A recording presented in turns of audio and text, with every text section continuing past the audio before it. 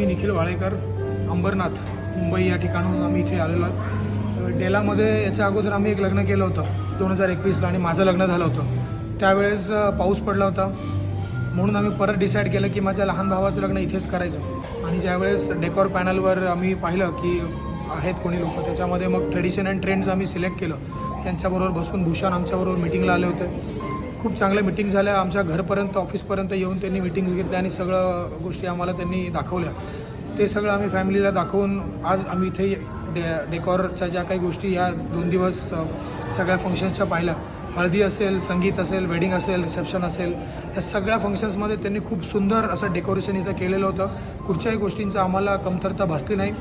व्यवस्थित येऊन सगळ्या गोष्टी त्या लोकांनी ऑर्गनाईज केल्या.